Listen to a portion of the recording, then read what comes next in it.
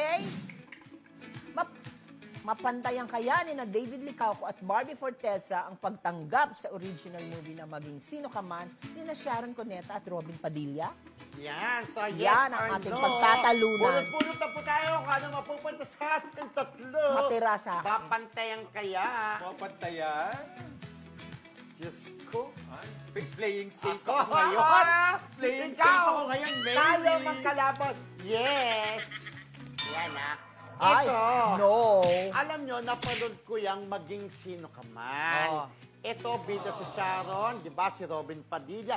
At dyan sumikat, lalo itong si Robin Padilla.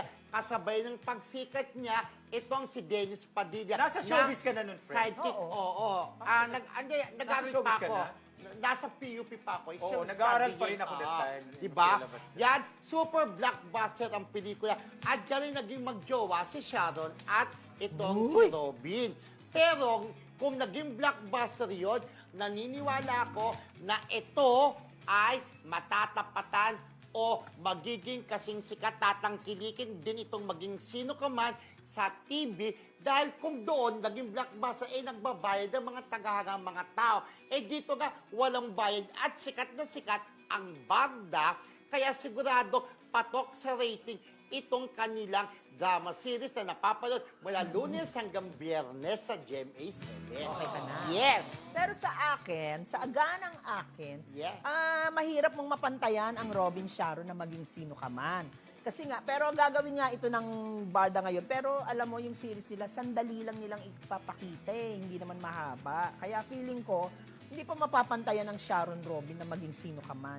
Kung magkaroon man, siguro kailangan ibahin nila yung forte ng dahil hindi naman sila pwedeng ikumpara sa Sharon at Robin ng Maging Sino Ka Man that time. Siyempre, iba naman yung sa pelikula, iba sa television. Oh, kaya ito nga. ay TV adaptation, di ba?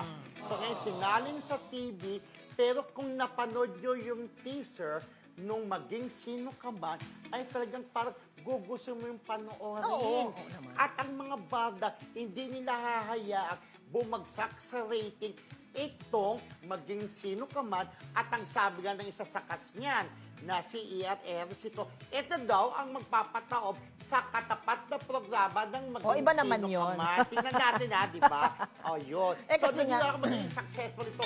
Maging Sino Ka Man. Kanta talaga. Magiging diba? successful talaga siya kasi TV siya. Ang ikinukumpara mo sa kanya ay ang blockbuster na movie. So, hindi mo siya mapapantayan kasi TV siya. Pwede siyang umariba sa TV, pero not as sa pelikula. O, ayan.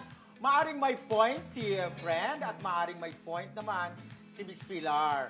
Of course, Ikaw. dahil ang pelikula, ang sa'yo ay yes, dahil ngayon ay napapanahon ang Barda. sikat ang Barda. Yes, ngayon napapanahon sila ngayon ang pinag-uusapan ng lahat. At talaga naman, napakarami nilang supporters ngayon. Sa TV, followers. aariba talaga sila. At maaari naman itong kay Miss Pilar, dahil pelikula, talaga, ang pelikula talaga number one talaga that time. Talagang pinag-usapan, Blockbuster.